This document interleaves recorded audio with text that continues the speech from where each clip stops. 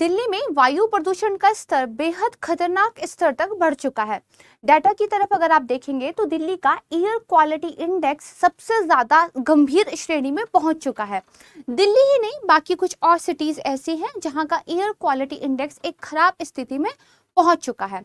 यहाँ तक कि दिल्ली गवर्नमेंट ने ये फैसला लिया है कि सैटरडे से दिल्ली के स्कूलों को बंद कर दिया जाएगा। प्राइमरी के जो स्कूल्स हैं उनको बंद रखा जाएगा, क्योंकि हवा इतनी जहरीली हो चुकी है कि बच्चों के स्वास्थ्य पर उसका बेहद नकारात्मक असर दिखाई दे रहा है।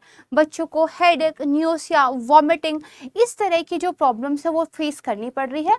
बहुत सारे पेरेंट्स की तरफ से ये मांग की गई थी कि बच्चों की हेल्थ को मद्देनजर रखते हुए स्कूलों को बंद कर दिया जाए। दिल्ली में देखिए पॉल्यूशन को किस तरीके से टैकल करना है, इसके लिए कार्यप्रणाली सरकार के पास पहले से है, जिसको ग्रेडेड एक्शन रिस्पॉन्स प्लान कहते हैं। इसके तहत 4 कैटेगरीज में जो है एक्शंस को बांटा गया है, यानी कि जैसे भी पॉल्यूशन की स्थिति होगी उसके अनुसार कुछ कदम जो है सरकार के द्वारा उठाए जाने निर्धारित किए गए हैं।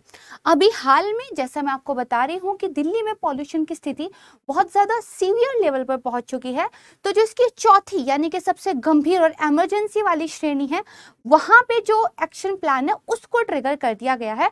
और इसी के चलते ये कहा जा रहा है कि स्कूलों को बंद कर दिया जाएगा, कॉलेजेस वगैरह में भी ऑनलाइन लेक्चर्स हो, इसको जो है आप कह सकते हैं थोड़ा सा एनकरेज किया जाएगा। ऑफिसेस में भी जो है 50% लोगों को कहा जाएगा कि वर्क फ्रॉम होम अगर हो सके तो वो किया जाए। कुछ निर्माण गतिविधियों पर रोक लगाई जाएगी। डीजल के जो पुराने कुछ वाहन हैं उन पर रोक लगाई जाएगी। तो आज की वीडियो में सबसे पहले तो हम ये समझने का प्रयास करेंगे कि किस आधार पर मैं ऐसा कह रही हूँ कि दिल्ली का जो एयर क्वालिटी इंडेक्स है, इसका मतलब क्या हुआ कि दिल्ली की हवा की कैसी गुणवत्ता है वो कैसी हो चुकी है, ये मैं किस आधार पर कह रही हूँ। दूसरा हम ये समझने का प्रयास करेंगे कि वायु प्रदूषण होता क्या है, कौन कौन से जो है वायु प्रदूषक होते हैं, और खासकर दिल्ली में वायु प्रदूषण के क्या कारण है। क्योंकि ऐसा क्या होता है कि जैसे ही सर्दियां दस्तखत देती हैं, दीपावली होती है और पंजाब, यूपी, हरियाणा के किसानों का नाम लेकर दिल्ली में बवाल शुरू हो जाता है। जैसे कि अभी भी ये आरोप प्रत्यारोप का सिलसिला शुरू हो चुका है कि इन किसानों के द्वारा पराली को जलाया जाना और दिल्ली में दीपावली के बाद पॉल्यूशन का इतना ज्यादा हो जाना, इसमें एक प्रत्यक्ष संबंध है, और जो कि सही भी है। हम एक ग्राफिक रिप्रेजेंटेशन के माध्यम से समझेंगे कि पराली का जला जाए यानी कि जो स्टबल बर्निंग है वो एक बहुत बड़ा फैक्टर है दिल्ली में पॉल्यूशन की वजह से। तो आज की वीडियो एयर पॉल्यूशन को लेकर काफी महत्वपूर्ण होने वाली है। अगर आप इसको पूरा देखेंगे तो काफी सारी चीजें आप समझ जाएंगे, और एंड में हम जो ग्रेडेड एक्शन रिस्पॉन्स प्लान है इसके बारे में भी थोड़ा सा समझेंगे। नमस्कार दोस्तों, मैं प्राची संस्कृति IAS यूट्यूब चैनल पर आप सभी का बेहद स्वागत करती हूँ। आइए शुरुआत करते हैं आज की वीडियो का। यहाँ पर देखिए, pollution sending children to hospitals, यानी कि इतना ज्यादा प्रदूषण हो गया है दिल्ली में कि बच्चों को देखिए हॉस्पिटल्स में जाने की नौबत फेस करनी पड़ रही है। और इसलिए दिल्ली गवर्नमेंट ने पेरेंट्स की बात सुनी है और अनाउंस कर दिया है स्कूल क्लोजर्स। जो वर्सन होती एयर क्वालिटी है दिल्ली की, उसकी वजह से एक अलार्म रेज हुआ है, और जो दिल्ली के CM है अरविंद केजरीवाल, उन्होंने प्राइमरी स्कूल्स को बंद रखने का नोटिस जो है दे दिया है। यहाँ पर आप अगेन देखेंगे कि stubble burning in the Punjab has turned capital into gas chamber, और ये जो है दिल्ली के जो LG है उन्होंने भगवतवान जो कि पंजाब के CM है उनको बोला है। देखिए हाल ही में एक डाटा सामने आया है जिसमें ये बताया गया है कि पंजाब में पराली चलाने की जो घटनाएं थी उनमें वृद्धि देखने को मिली है। और दरअसल हवा का रुख कुछ इस तरीके से हो जाता है सर्दियों में कि वहां पे अगर पराली जलाई जाती है तो बेसिकली हवा की वजह से उसके साथ जो डस्ट पार्टिकल्स, पॉल्यूटेंट्स हैं वो दिल्ली की तरफ रुख कर लेते हैं। और देखिए दीपावली भी उसी दौरान आई होती है, और विंटर की वजह से, हवा की वजह से एक स्मोक जैसी सिचुएशन हो जाती है। कुल मिलाकर इतने सारे कारण इकट्ठे हो जाते हैं कि एक्चुअल में दिल्ली एक गैस चैम्बर जैसी स्थिति में हमें प्रतीत होता है। यहाँ पर देखेंगे अगर एयर क्वालिटी रैंकिंग की बात की जाए, ये गवर्नमेंट की वेबसाइट से मैंने लिया है, तो अलग अलग वर्ल्ड की सिटीज के साथ हम कंपेयर कीजिए तो देखिए इंडिया सबसे हाईएस्ट जो है इसमें आया है, और इस वाली रैंकिंग में सबसे फर्स्ट आना is not a very great thing. और आप देखेंगे तो हम 521 पर हैं। चाइना की बात करें तो 173, आप देखेंगे बुर्किना फासो सीधे 209 पे है, यानी कि इंडिया का जो हाल अगर आप देखेंगे तो काफी ज्यादा खराब है। पाकिस्तान की बात करें तो ये भी 141 पे है, और फिर हंगामा हो जाता है कि कैसे पाकिस्तान बांग्लादेश की रैंकिंग हमसे अच्छी होती है। दरअसल हमारे यहाँ इतनी जनसंख्या है, हमारे यहाँ इतना ज्यादा आप कह सकते हैं विकास गतिविधियां हो रही हैं, चाहे वाहनों को लेकर हो, चाहे इंडस्ट्रीज को लेकर हो, चाहे एग्रीकल्चर को लेकर हो, ये सारी एक्टिविटीज हमारे यहाँ इतनी ज्यादा होती है कि हमें एक्चुअली में ज्यादा प्रॉब्लम्स फेस करनी पड़ती हैं। बाकी आप देखेंगे कैमरून हो, ताइवान हो, इधर आप पोलैंड वगैरह, साउथ कोरिया, ऑस्ट्रेलिया देखेंगे, सबका रैंक थोड़ा बेटर है। इंडिया की देखिए रैंक जो है बहुत ज्यादा खराब है। इसके बाद देखिए अब अथॉरिटीज के लेवल पर, यानी कि जो कानून नियामक कुछ संस्थाएं हैं उनके लेवल पर भी जो है आप कह सकते हैं एक्शन ट्रिगर हो चुके हैं। जैसे जो नेशनल ह्यूमन राइट कमीशन है, जो हमारा मानव अधिकार को लेकर कमीशन है, उन्होंने जितने भी चीफ सेक्रेटरीज हैं पंजाब, हरियाणा, यूपी और दिल्ली के, उनको समन कर दिया है एयर पॉल्यूशन को लेकर। और ये बेसिकली आज की ही न्यूज थी।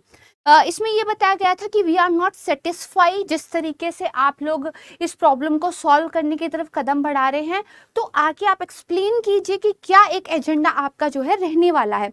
ना सिर्फ एक इस कमीशन के लेवल पर, बल्कि सुप्रीम कोर्ट में भी देखिए मामला पहुंच चुका है। मामले की गंभीरता को आप थोड़ा समझिए। जो सुप्रीम कोर्ट ऑफ इंडिया है, वहां पर देखिए जो दिल्ली का एयर पॉल्यूशन है, इसको लेकर नवंबर 10 को एक जो पिया है, एक याचिका है, उसको सुना जाएगा। यहाँ पे बताया गया है कि जो दिल्ली का एयर क्वालिटी इंडेक्स है, यानी कि जिसको शॉर्ट में हम AQI बोलते हैं, वो सीवियर कैटेगरी में, यानी कि गंभीर श्रेणी में पहुंच चुका है पिछले कुछ दिनों की बात करें। और बेसिकली डाटा ये बताता है कि due to upper strong level wind blowing towards Delhi stubble burning areas, यानी कि जो पराली जलने वाला जो क्षेत्र है, वहां से जो हवाएं दिल्ली की तरफ आ रही हैं, वो ये दिखाता है कि इसकी वजह से दिल्ली में एयर हेल्थ जो है डिट्रॉइट हुई है, खराब हुई है। और बेसिकली जब पराली वाला मुद्दा आता है, थोड़ा सा सेंसिटिव ये मामला हो जाता है क्योंकि किसानों का मुद्दा यहाँ पे जुड़ जाता है, बट एक्चुअली में this is one of the big reason जिसकी वजह से दिल्ली एक ऐसी स्थिति से जूझती है। यहाँ पे देखिए बात करते हैं कि मोस्ट पॉल्यूटेड सिटीज इंडिया की कौन कौन सी रही है। अगर एयर क्वालिटी इंडेक्स की हम बात करें तो देखिए भिवाड़ी इंडिया फर्स्ट रैंक पे था, सेकंड पे न्यू दिल्ली इंडिया था। और इसके अलावा आप देखेंगे तो गुड़गांव हो, फरीदाबाद हो, नोएडा हो, हिसार हो, जो भी आसपास का एरिया है, आप NCR वाला रीजन पूरा ले लीजिए, आसपास का जो यूपी हरियाणा के जुड़े हुए जिले हैं उनको ले लीजिए, एयर क्वालिटी बहुत ज़्यादा खराब है। अगर आप बेस्ट सिटी रैंकिंग की बात करेंगे तो मंदनापल्ले जो इंडिया का है वो सबसे बेहतर स्थिति में। इसके अलावा तूतीकोरन बेहतर है, कोलार अच्छा है, डिब्रूगढ़ जो है ठीक है। ये कुछ सिटीज ऐसी हैं जहां पर आपको पॉल्यूशन कम देखने को मिलेगा। तो पहले तो ये समझते हैं कि एयर क्वालिटी इंडेक्स होता क्या है। इस एयर क्वालिटी इंडेक्स के जरिए अगर कितनी रैंक रहती है या कितना आपको एक नंबर मिलता है, तो उसके अकॉर्डिंग कैसे ये जाना जाए कि कैसी हवा की गुणवत्ता है। तो एयर क्वालिटी इंडेक्स नाम से ही जाहिर होता है कि किसी भी क्षेत्र की हवा की गुणवत्ता के आधार पर हम उसको एक रैंकिंग, एक नंबर दे रहे हैं। वो नंबर जिस कैटेगरी में आता है उस कैटेगरी के अनुसार हम बताते हैं कि हवा की गुणवत्ता कैसी है। जैसे यहाँ पर देखिए, यदि जो सूचकांक है वो आपका किसी भी सिटी का है, किसी भी क्षेत्र का 0 से लेके 50 के बीच में है, तो इसका मतलब हवा जो है आपकी साफ है। जैसे यहाँ पे आप आ जाइए, सूचकांक अगर आप देखेंगे 16 है, 29 है, यानी कि 0 से 50 के बीच में है, तो हवा की गुणवत्ता ग्रीन कलर से शो हो रही है, कैसी है, साफ हवा है। ठीक है। इसके बाद अगर आप ये देखेंगे कि 51 से 100 के बीच में अगर इंडेक्स में आपका आया है तो संतोषजनक जो है क्वालिटी मानी जाती है। अगर 101 से 200 के बीच में है तो मिडिल आप कह सकते हैं, मध्यम श्रेणी की क्वालिटी है। 200 से लेके 300 की स्थिति खराब स्थिति दर्शाती है। अब यहाँ पे देखिए मैंने आपको क्या बताया, 200 से लेके 300 की स्थिति खराब स्थिति, लेकिन ये जितनी भी टॉप 10 हमने यहाँ पे सिटीज की बात की है सब 300 से ऊपर है, मतलब खराब स्थिति से भी ज्यादा खराब स्थिति है। ठीक है, तो इसको भी थोड़ा देखते हैं। इसके बाद बात आती है 300 से लेके 400 के बीच, तो बेहद खराब, ठीक है, बेहद खराब है। ये वो स्थिति होती है कि जब आपकी हेल्थ पे बेसिकली असर पड़ना शुरू हो जाता है। हवा एक ऐसी चीज जिसके बिना हम सर्वाइव ही नहीं कर सकते, कोई ऑल्टरनेट ही नहीं है कि हम सांस ना लें, क्योंकि सांस लेने से ही प्राण शक्ति हमें संचारित होती है। अगर उस प्राण शक्ति को हमारे अंदर संचारित करने वाली हवा ही दूषित हो जाए तो फिर स्वास्थ्य पर गलत प्रभाव पड़ना तो बिल्कुल आप कह सकते हैं अवश्यम भावी है। यहाँ पे देखिए, अगर 401 से लेके 500 की कैटेगरी आती है तो जो हवा की गुणवत्ता है वो गंभीर लेवल पर पहुंच चुकी है, बेहद चिंताजनक स्थिति हो चुकी है। यहाँ पर जो बीमार लोग हैं उनके लिए तो प्रॉब्लम है ही, एक जो हेल्दी पर्सन है जिसकी बॉडी बिल्कुल फिट है, जिसकी हेल्थ को लेके कोई इशू नहीं है, वो भी बीमार पड़ सकता है। ये वो स्थिति आ जाती है जहाँ पे ठीक ठाक इंसान भी एयर पॉल्यूशन की वजह से बीमार होने लगता है। और जब वृद्धों की या बच्चों की बात आती है तो थोड़ा सा सोचने की जरूरत यहाँ पे हो जाती है, जैसे कि वायु की गुणवत्ता इतनी खराब हो जाती है कि स्वस्थ इंसान को भी नुकसान पहुंच सकता है। और जो किसी बीमारी से ऑलरेडी जूझ रहा है, अस्थमा से कोई जूझ रहा है या किसी तरह की और बीमारियों से कोई जूझ रहा है, तो उनके लिए तो स्थिति जानलेवा हो सकती है। और हम आगे डाटा देखेंगे कि एक्चुअली में ये सिर्फ मैं कह नहीं रही हूँ कि वायु गुणवत्ता खराब होने से आपकी हेल्थ पे असर पड़ता है, मैं आपको डाटा के माध्यम से दिखाऊंगी कि एयर पोल्यूशन की वजह से कितनी ज्यादा डेथ हो रही है। इस बात का बकायदा हमारे पास एक डाटा है। तो अभी देखिए, जो केंद्रीय प्रदूषण नियंत्रण बोर्ड है, ठीक है, उन्होंने 3 नवंबर 2022 को एक रिपोर्ट जारी की। उसमें उन्होंने कहा कि अगर हम देश के 171 शहरों का आंकड़ा ले तो केवल 171 में से 22 शहर ऐसे थे जहां स्थिति बेहतर थी। उसके अलावा कुछ शहरों की संतोषजनक थी, कुछ की जो है मध्यम लेवल पर थी, लेकिन 26 शहरों में गुणवत्ता का स्तर खराब था, जबकि 18 में तो जो है बेहद खराब रहा था। जिसमें से कुछ सिटीज भिवानी, चरखी दादरी का बहुत बुरा हाल है, गाजियाबाद, ग्रेटर नोएडा, रोहतक, नोएडा, गुरुग्राम, यहाँ पे स्थिति जो है स्वास्थ्य के लिए आपातकाल से कम नहीं है। अगर हम दिल्ली एनसीआर की बात करें तो वायु की गुणवत्ता गंभीर श्रेणी में है, क्योंकि देखिए एयर क्वालिटी इंडेक्स 400 को भी पार कर गया है, 450 पे जो है आपका AQI यहाँ पर पहुंच चुका है।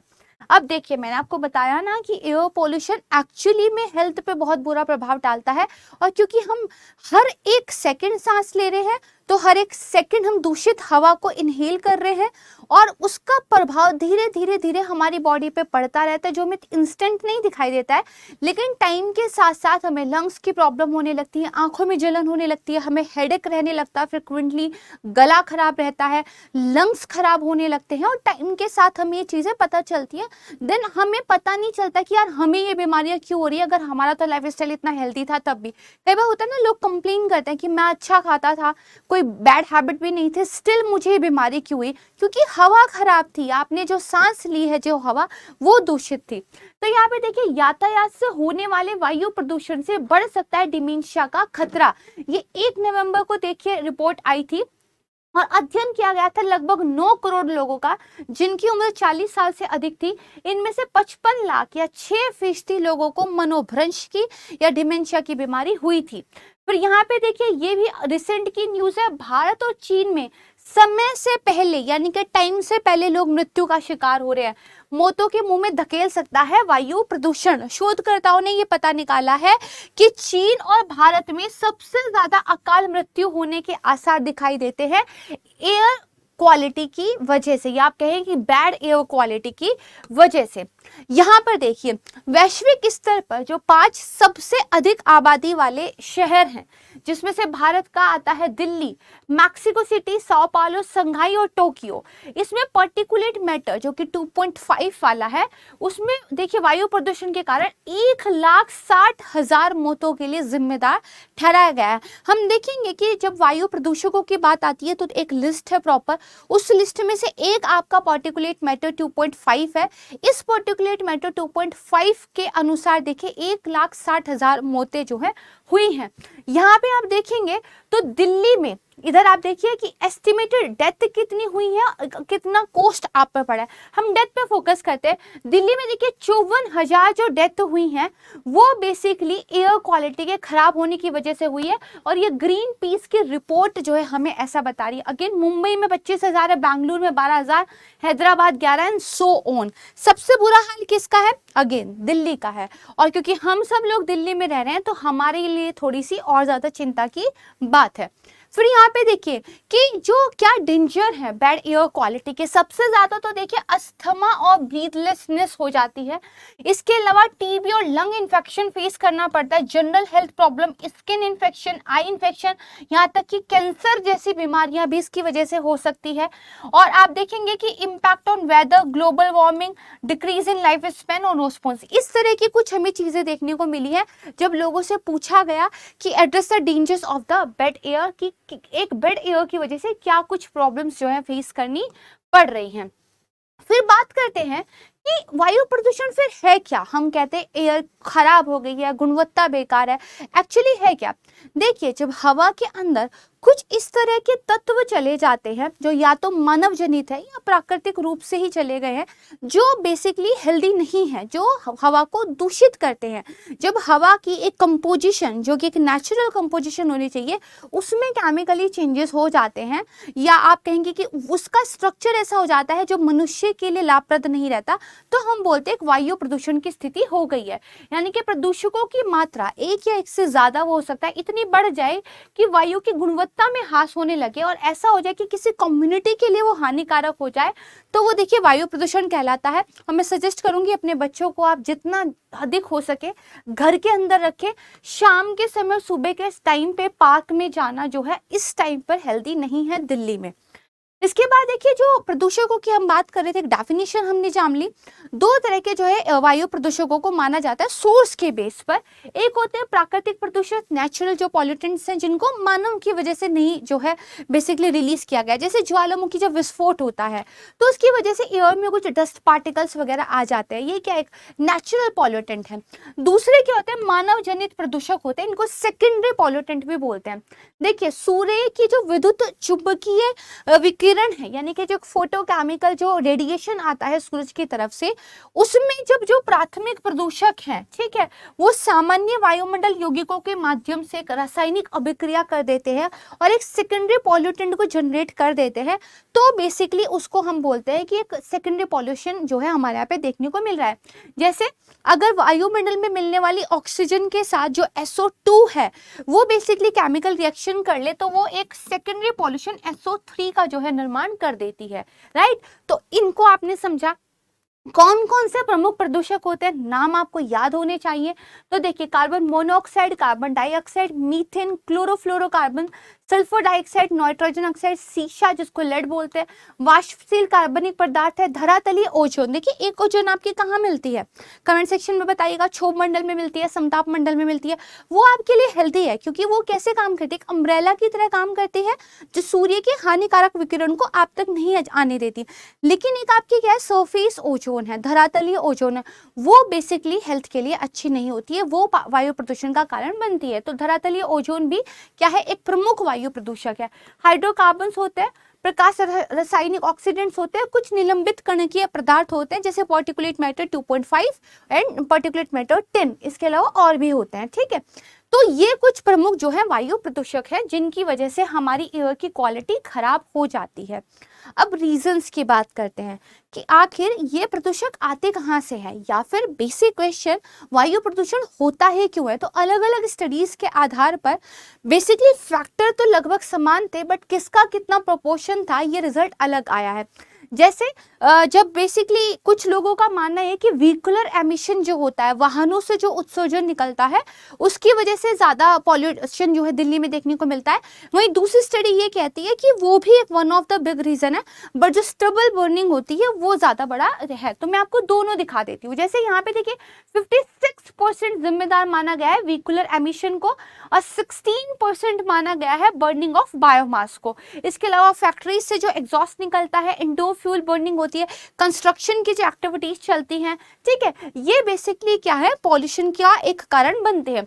दूसरी स्टडी ये कहती है कि 26 जो है वो बायोमास बर्निंग है, 25 जो है व्हीकल एमिशन है, सेकेंडरी पार्टिकल्स 30 है, कंस्ट्रक्शन है, सॉइल और रोड डस्ट है, कोल एंड फ्लाई ऐश है, सॉलिड वेस्ट बर्निंग है। कहने की बात यह है जो वाहनों से होने वाला प्रदूषण है और जो किसानों द्वारा पराली जलाए जाने से होने वाला प्रदूषण है, जो कंस्ट्रक्शन विनिर्माण गतिविधियों से होने वाला प्रदूषण है, फैक्ट्री से जो एग्जॉस्ट निकलता है, ये कुछ 4 कारण ऐसे हैं जो दिल्ली में पॉल्यूशन के लिए ज्यादातर जिम्मेदार हैं। राइट, तो ये कॉमन रहते हैं, परसेंटेज थोड़ा इधर उधर हो सकता है। इसी चीज को थोड़ा डिटेल में देख लेते हैं क्योंकि हो सकता है आपको इसमें से जो है प्रश्न पूछ लिया जाए। तो देखिए, वायु प्रदूषण का एक बढ़ता कारण क्या, जिसके लिए अभी फिलहाल पक्ष और विपक्ष में झगड़ा भी चल रहा है कि किसानों के द्वारा पराली का जलाया जाना। तो देखिए, दिल्ली बेसिकली क्या है, हरियाणा हो गया, उत्तर प्रदेश हो गया, पंजाब हो गया, कहीं ना कहीं इनके बीच में पड़ता है। राइट, तो यहाँ पे देखिए ये जो किसान है पंजाब, हरियाणा, उत्तर प्रदेश के, जब ये फसल के अवशेष को या जो चावल की भूसे होते हैं उनको जलाते हैं, तो मैंने आपको क्या बताया अभी न्यूज़पेपर में कि विंड ऐसे ब्लो होती है कि वहाँ का डस्ट पार्टिकल, वहाँ के पर्टिकुलेट मैटर, वहाँ की जो हार्मफुल गैसेज हैं वो दिल्ली में आ जाती हैं। क्योंकि ठंड के समय हवा थोड़ी भारी भारी हो जाती है, नीचे की तरफ बैठती है, तो एक स्मॉग सा जनरेट हो जाता है, एक धुंध जैसी स्थिति दिखाई देती है। और इसकी वजह से दिल्ली में क्या है, आपको एक फॉग, एक कोहरा, एक धुंध दिखाई देती है। और इसमें क्या है, बेसिकली प्रदूषण हवा जो है मिश्रित रहती है। ठीक है, यहाँ पे देखिए एक अनुमान है कि लगभग 35 मिलियन टन फसल जो है इन राज्यों के द्वारा हर साल जलाई जाती है। और यहाँ पे आप देखेंगे कि मेजर एयर पॉल्यूटेंट दिल्ली में कौन कौन से हैं, तो सरकारी वेबसाइट का एक डाटा है, सबसे ज्यादा पार्टिकुलेट मैटर 2.5 है, इसके बाद इससे भी ज्यादा आपका पार्टिकुलेट मैटर 10 है, फिर आपका सल्फर डाइऑक्साइड है, नाइट्रोजन डाइऑक्साइड्स है, ओजोन है, इसके अलावा आपका कार्बन मोनोऑक्साइड है। यहाँ पे ये बताया गया है कि करंट की अगर बात करें तो जो पार्टिकुलेट मैटर 2.5 है, ये बेसिकली 25 गुना ज्यादा जो है WHO की जितनी एक रिकमेंडेड वो दी गई है लिमिट कि भाई इतना होगा तो चलेगा, उससे 25 गुना ज्यादा जो है हाल फिलहाल में दिखाई दे रहा है। ठीक बात है। कारणों की हम बात कर रहे थे, उससे पहले देखिए यहाँ क्या लिखा है, why Delhi air pollution problem is not just a winter issue. सिर्फ सर्दियों आ जाती हैं और जो क्लाइमेट में चेंज होता है वही एक रीजन नहीं है, और भी रीजन है। और यहाँ पे बताया गया है कि एयर पोल्यूशन दिल्ली में कांस्टेंट रहता है। और अगर 2022 की बात करें तो दिल्ली में केवल 2 दिन अभी तक 22 जितना आ चुका है, 2 दिन ऐसे हुए हैं जहाँ पे आप गुड डेज कह सकते हैं एयर क्वालिटी के हिसाब से। और यहाँ पे बेसिकली बताया गया है कि जो ब्रीदिंग प्रॉब्लम्स डेलाइट्स को फेस करनी पड़ रही है, ये दिन पर दिन इंक्रीज होती जा रही है। जैसे ये आप देखेंगे 4 नवंबर 2022 को 12:30 बजे मैंने स्क्रीनशॉट लिया था, और दिल्ली का जो एयर क्वालिटी इंडेक्स था, AQI था, रियल टाइम में देखिए तो ये 416 था। राइट, तो ये काफी ज्यादा क्या है, हजार्डस है, यहाँ पे दिया हुआ है 4 नवंबर 12:30 बजे का स्क्रीनशॉट मैंने लिया है। तो हमने क्या बात की, पराली का जलना is one of the big reason. इसके अलावा ट्रैफिक की बढ़ती हुई संख्या, इससे प्रदूषण बढ़ रहा है। दिल्ली में देखिए अभी भी क्या है, जो वाहन है, पब्लिक ट्रांसपोर्ट सिस्टम है, वो सफिशिएंट नहीं है, जितनी ज्यादा पॉपुलेशन है उसको कैरी ओवर करने के लिए। पब्लिक जो है अभी भी अपने प्राइवेट वाहनों के साथ ट्रैवल करना प्रेफर करती है। एक गाड़ी में एक ही बंदा जा रहा है, 10 गाड़ी में 10 लोग, जबकि एक में 4 जा सकते थे। राइट, तो हमें क्या करना है, इस और थोड़ा काम करने की जरूरत है। जैसे केंद्रीय प्रदूषण नियंत्रण बोर्ड और राष्ट्रीय पर्यावरण इंजीनियरिंग अनुसंधान संस्थान नीरी ये कहता है कि वाहनों से होने वाले उत्सर्जन को दिल्ली में बढ़ते हुए वायु प्रदूषण के लिए एक प्रमुख उत्तरदायी कारक के रूप में पहचाना गया है। और इसीलिए ऑड इवन को फिर से लाने की बात जो है दिल्ली के मुख्यमंत्री कर रहे हैं। फिर देखिए सर्दियों का मौसम, ये एक रीजन है, हवा में धूल और जो अन्य प्रदूषण तत्व होते हैं वो स्थिर हो जाते हैं। हवा क्योंकि भारी होकर नीचे बैठने लगती है, उसका मूवमेंट कम हो जाता है, स्टेगनेंट हो जाती है, तो उसके जो प्रदूषणकारी तत्व है वो भी इसके साथ मिक्स होकर स्टेगनेंट हो जाते हैं। ऊपर उठती हवा के साथ वो विस्तारित होते नहीं है। राइट, तो बेसिकली क्या है, इन स्थिर हवाओं के कारण प्रदूषक हवा में बंद हो जाते हैं, क्लोज हो जाते हैं, मौसम की स्थिति प्रभावित होती है, स्मॉग का निर्माण होता है, जो मैंने आपको बताया धुंध जैसी स्थिति आपको दिखाई देती है। यहाँ पर देखिए vehicle causes 50% of Delhi local pollution, public transport is still ingrained. Basically इन्होंने किसी आप कह सकते हैं विशेषज्ञ का एक इंटरव्यू लिया था जिन्होंने ये बताया था कि बेसिकली क्या है कि अभी भी जो पब्लिक ट्रांसपोर्ट सिस्टम है वो इतना सफिशिएंट नहीं है, उस पर और ज़्यादा काम करने की ज़रूरत है। बिहेवियर चेंजेस लाने की ज़रूरत है कि लोग अपने प्राइवेट व्हीकल को लेकर इतना ऑब्सेस ना रहे कि ऑफिस जाना है तो अपनी प्राइवेट गाड़ी में ही जाना है।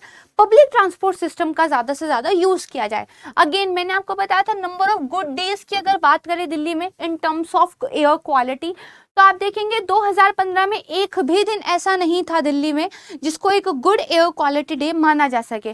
2016 में एक भी नहीं था, 17 में 2 दिन ऐसे थे, 18 में एक भी नहीं, 19 में देखिए 2 दिन थे, 2020 में जब लॉकडाउन में सब लोग घर बैठे हुए थे तब भी जाके 5 गुड डेज दिल्ली में देखने को मिले थे। 21 में एक है और 22 में टिल डेट की अगर मैं बात करूं तो सिर्फ 2 गुड डेज आपको देखने को मिलते हैं, राइट। तो देखिए इसके अलावा क्या है, सीमा लिमिट से ज्यादा पॉपुलेशन है, शहर जितना संभाल सकता है उससे ज्यादा जनसंख्या यहाँ पर है। तो इसलिए चाहे ध्वनि प्रदूषण हो, वायु प्रदूषण हो, वाटर पॉल्यूशन हो या फिर कचरे के बड़े बड़े पहाड़ों की बात हो, ये सब मिलकर क्या कर रहे हैं, सिचुएशन को वर्स कर रहे हैं। फिर सार्वजनिक परिवहन बुनियादी ढांचे के क्षेत्र में इन्वेस्टमेंट काफी कम है, ट्रैफिक जैम वगैरह की स्थिति बहुत फ्रिक्वेंट रहती है, राइट।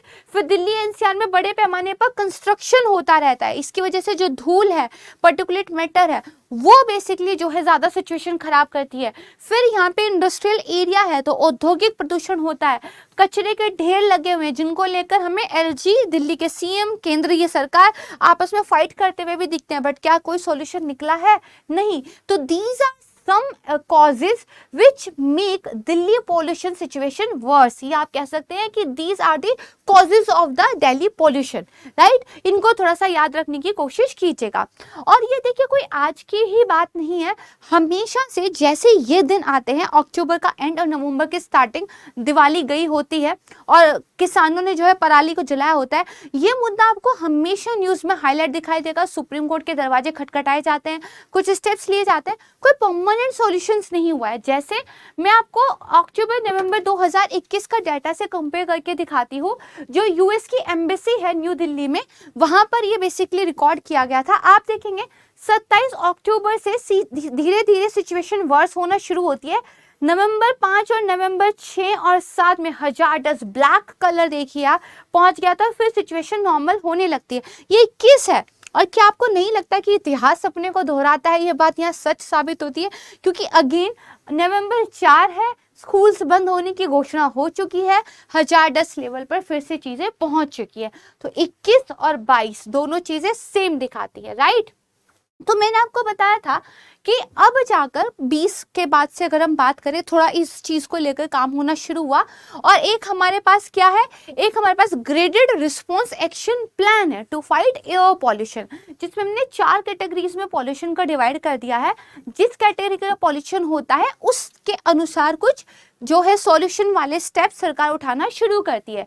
जैसे स्टेज 1 तब होती है जब जो एयर क्वालिटी हो मॉडरेट टू पुअर हो, ठीक है। इसमें पर्टिकुलेट मैटर की कुछ उन्होंने लिमिट दी हुई है, ठीक है। तो यहाँ पे क्या हो जाता है कि जो रोड हैं उनको वाटर वगैरह से स्प्रिंकल करना शुरू कर देते हैं, ठीक है। फायर क्रैकर्स वगैरह पे बैन लगा देते हैं, व्हीकल पॉल्यूशन स्टैंडर्ड्स को लेके ज्यादा सख्ती बरतने लगते हैं। स्टेज 2 आती है फिर जब वेरी पुअर एयर हो, ठीक है, तो डीजल जनरेटर पे बैन लग जाता है, पार्किंग फीस बढ़ा दी जाती है, कोल और फायरवुड जो है टनरीज उन पे बैन लगा दिए जाते हैं और लोगों को बेसिकली ये कहा जाता है जिनको सांस लेने की दिक्कत है, जिनको दिल की बीमारी है, वो घर के अंदर रहे। इसके बाद स्टेज 3 आती है जब सीवियरली पॉल्यूटेड एयर होती है।